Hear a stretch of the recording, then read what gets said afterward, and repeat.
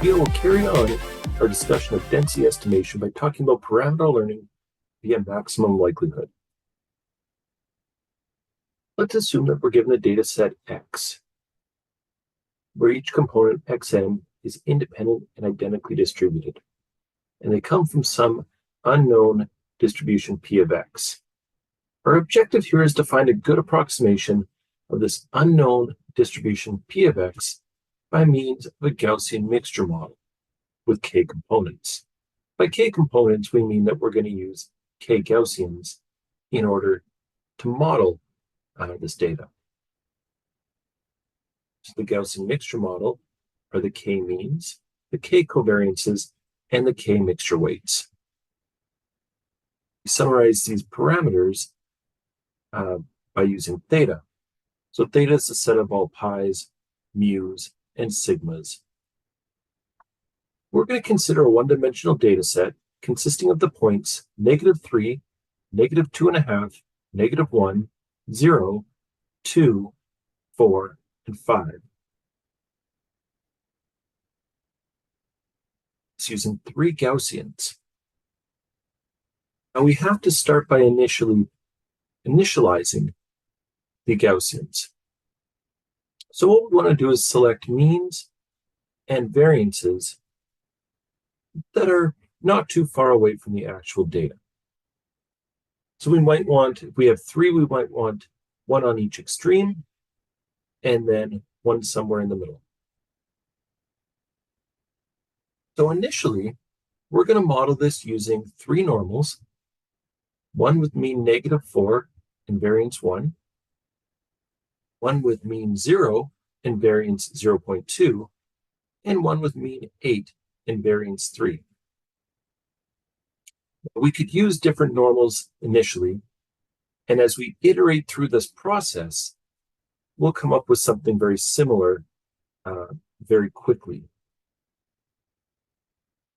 We also have to assign weights to each of these Gaussians.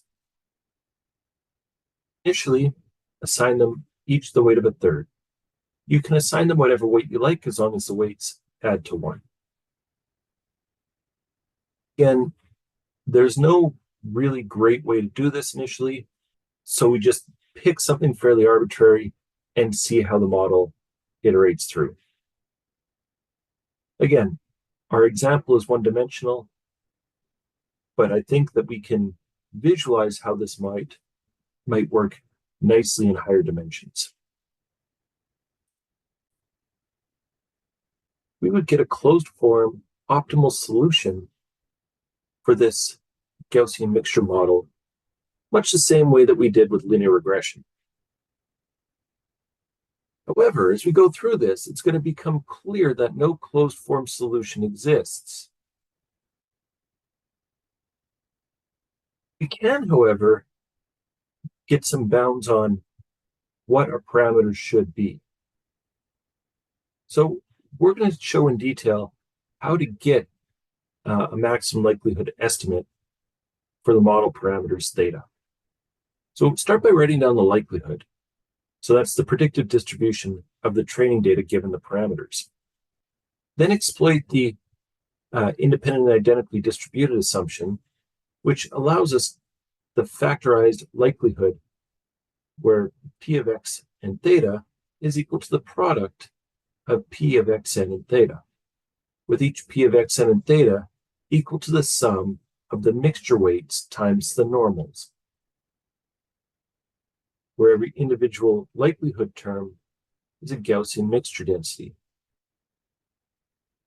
We then obtain a log likelihood as log of P of X and theta equal to the sum of log P of Xn and theta, which is equal to the sum of the log of the sum of the mixture weight times the normal. We're going to call this term L. The aim here is to find parameter theta star that maximizes the likelihood, the log likelihood L.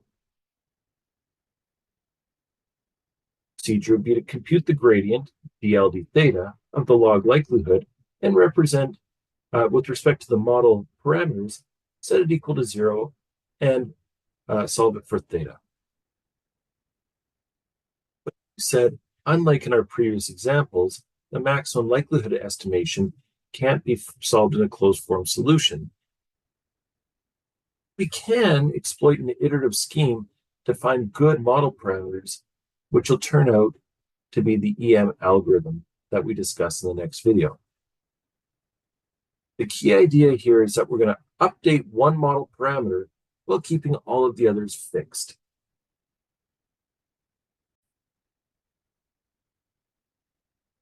Find a local optimum solution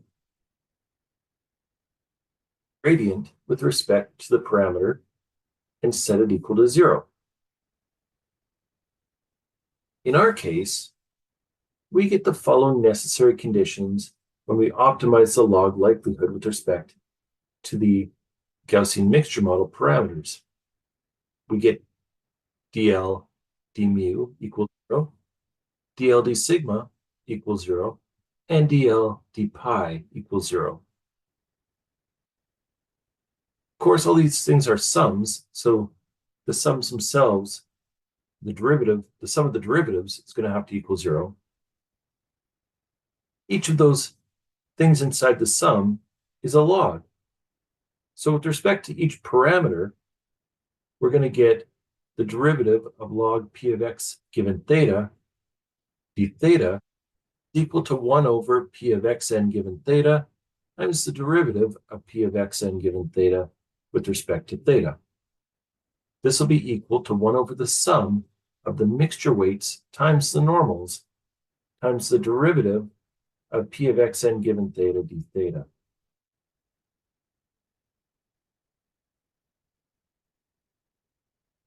Following, we're going to compute the partial derivatives. But before we do this, we want to introduce a quantity that will play a central role in the remainder of this chapter called the responsibility.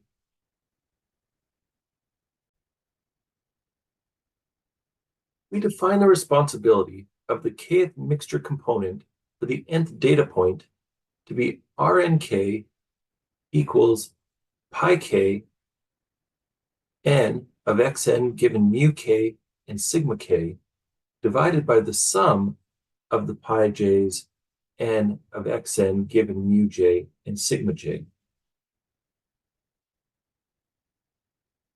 Responsibility of the kth mixture component for the data point xn is proportional to the likelihood of the mixture component given the data point. Therefore, the mixture components have high responsibility for data points when the data could plausibly sample from that mixture component. Note that the vector Rn, or the responsibility vector, is a normalized probability vector. This probability vector distributes probability mass among the k mixture components, and we can think of Rn as a soft assignment of each xn to the k mixture components. Their responsibility represents the probability that xn has been generated by that particular mixture component.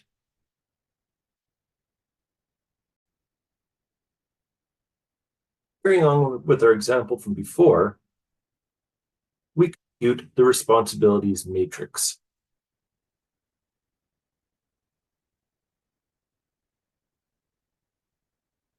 Responsibilities matrix adds to 1. As a row in the responsibility matrix represents probabilities for a particular data point. Row has to sum to 1 because the data point must come from one of the 3 normal distributions.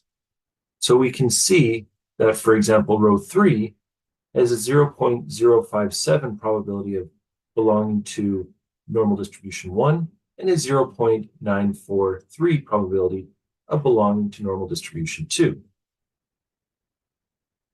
Similarly, the column sum gives an overview of the responsibility of the kth mixture component.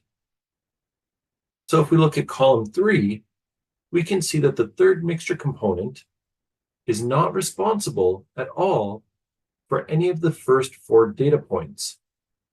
but takes most of the responsibility for the fifth data point and all the responsibility for the sixth and seventh.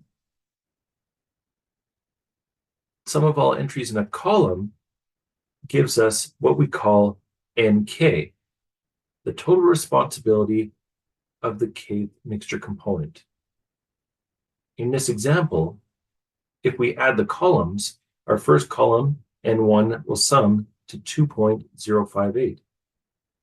Column 2 sums to N2 equals 2.008, and column 3 sums to N3 equals 2.934. Next, we update the model parameters mu, sigma, and pi for the given responsibilities. Once we do this, we'll recompute the responsibilities, update the parameters again, and so on.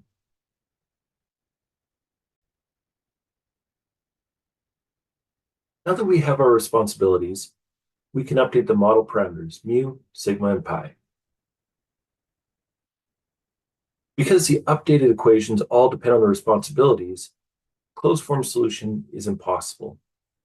But we'll update each of these parameters one at a time, keeping the others fixed.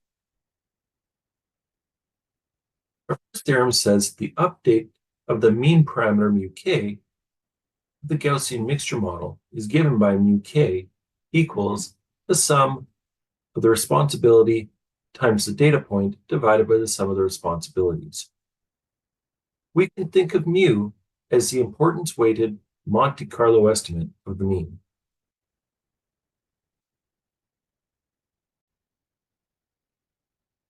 But getting back to our example, if we look at the panel on the left, that was where we were in our estimate when we last looked at our example.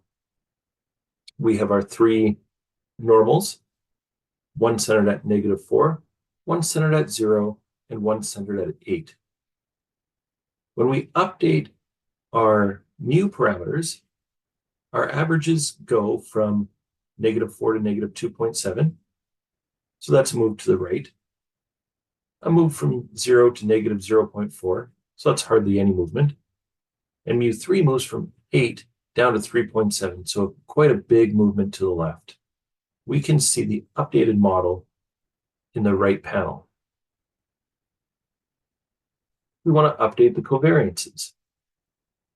We have a theorem that says the update of the covariance parameters, sigma, of the Gaussian mixture model is given by sigma equals 1 over nk times the sum of rnk times xn minus the mean times xn minus the mean transpose. Again, our rnk are the responsibilities, and nk is the column sum of the responsibility matrix. We can interpret the updated covariance as an importance-weighted expected value of the square of the centered data, xk tilde.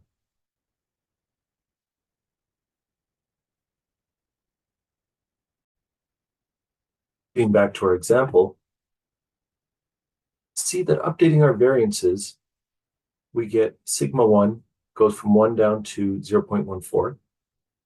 Sigma 2 squared goes from 0.2 to 0.44. And sigma 3 squared goes from 3 down to 1.53. Graph on the left, where we were in this example prior to updating the variances. And now we can see, once we've updated the variance, our first normal shoots quite high, our second normal gets a little bit flatter, and our third normal gets a little bit higher, but not so significant as in the first normal. You can also see the dots underneath being a little bit better represented by the peaks of the normal rather than what we had at the beginning. Next up, we're going to update the mixture weights. To update the mixture weights, we use the following theorem. The updated mixture weight, pi k, of the Gaussian mixture model is given by pi k equals nk over n. where n is the number of data points and nk is the column sum of the responsibilities matrix. Now, how do we know that this pi k is still a weight, a proper weight? Again, a proper weight has to be between 0 and 1, and all of the weights sum to 1. Well, nk is a column sum, and you think of all of the sum of all of the columns, well, that has to equal the total number of data points, because the row sum at each row is equal to 1. So the sum of the nks has to equal the number of rows, and the number of rows is the number of data points, which means that nk over n is both a number that's less than 1, and that pi k is going to sum to 1. Interpret the mixture weight as the ratio of the total responsibility of the kth cluster and the number of data points. In essence, it's the relative importance of the kth mixture component of the data set.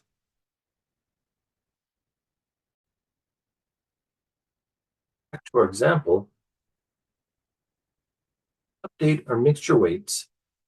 Mixture weights 1 and 2 go from 0.33 down to 0.29. Well, weight 3 is increased from 0.33 to 0.42. To the left, that's what we had before we updated the mixture weights. And you can see after we've updated the mixture weights, the graph does change ever so slightly. Overall, once we've updated the mean, variance, and weights once, we have a much, much better distribution than what we initially guessed. In our next video, we're going to do a few examples.